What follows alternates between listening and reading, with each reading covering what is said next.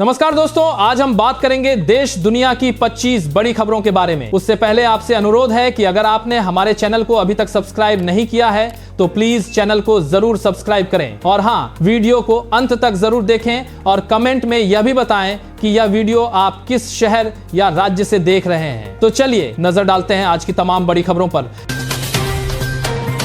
1 जुलाई से petrol diesel खरीदने के नियम बदल गए हैं। केंद्र सरकार ने 1 जुलाई से पेट्रोल और डीजल की बिक्री पर लगी अस्थायी पाबंदियां हटा दी हैं। अब कमर्शियल, औद्योगिक और संस्थागत उपभोक्ता भी फिर से पेट्रोल पंपों से बिना रोक टोक ईंधन खरीद सकेंगे। साथ ही डीजल पर 200 लीटर प्रतिदिन की सीमा भी खत्म कर दी गई है। सरकार ने यह फैसला देश में ईंधन आपूर्ति सामान्य होने के बाद लिया है।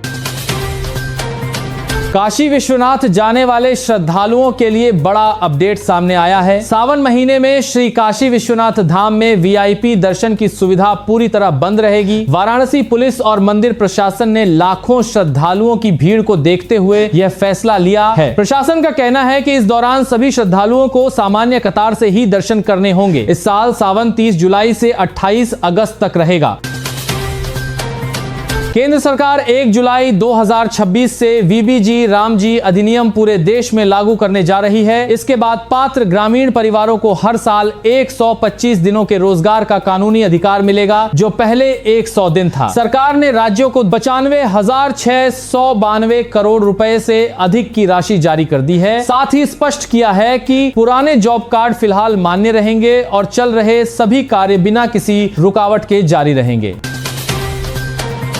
तमिलनाडु में सरकारी बसों को लेकर बड़ा बदलाव होने जा रहा है। तमिलनाडु सरकार ने बड़ा फैसला लेते हुए ऐलान किया है कि अब से सरकारी बेड़े में खरीदी जाने वाली सभी नई बसें सिर्फ एसी होंगी। मुख्यमंत्री विजय के निर्देश पर यह फैसला यात्रियों को आरामदायक और आधुनिक सफर देने के लिए लिया गया है। सरकार का कहना है कि राज्य के दूर दराज इलाकों तक भी बेहतर बस सुविधा पहुंचाई जाएगी।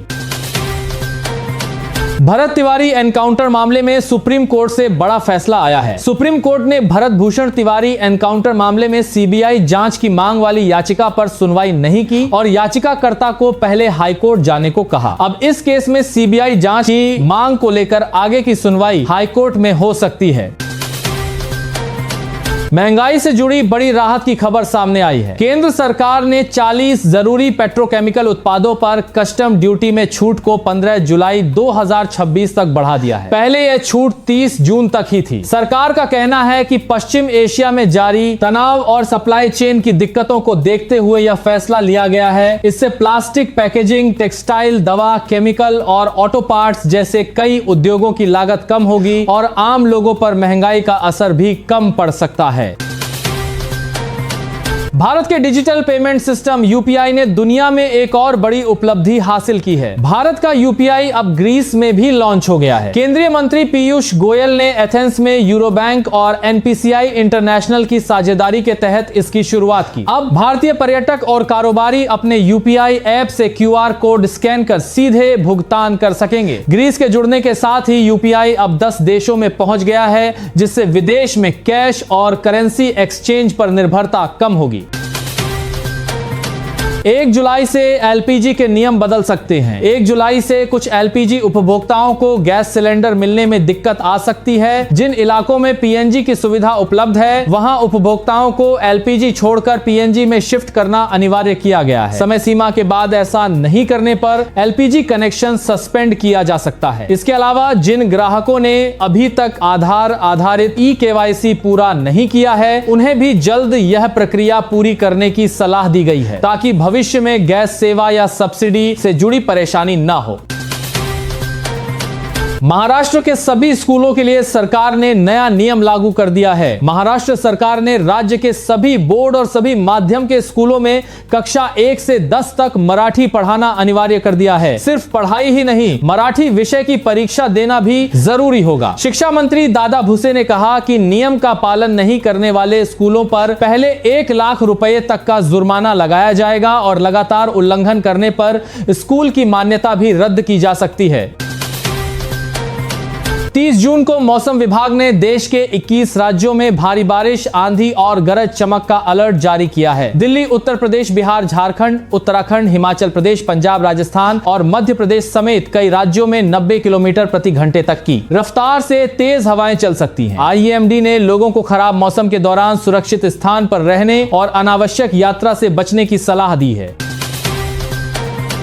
दिल्ली सरकार ने नई ईवी पॉलिसी को मंजूरी दे दी है। दिल्ली कैबिनेट ने नई ईवी पॉलिसी 2.0 को मंजूरी दे दी है। यह पॉलिसी 1 जुलाई 2026 से लागू होकर 31 मार्च 2030 तक प्रभावी रहेगी। इसके तहत इलेक्ट्रिक दोपहिया और ऑटो खरीदने पर 50,000 रुपए तक की सब्सिडी मिलेगी, जबकि 30 लाख रुपए तक की इलेक्ट्रिक कारों पर रोड टैक्स और रजिस्ट्रेशन फीस पूरी तरह माफ रहेगी। साथ ही 1 जनवरी 2027 से सिर्फ इलेक्ट्रिक ऑटो और 1 अप्रैल 2028 से नए पेट्रोल, डीजल और CNG दोपहिया वाहनों का रजिस्ट्रेशन बंद कर दिया जाएगा।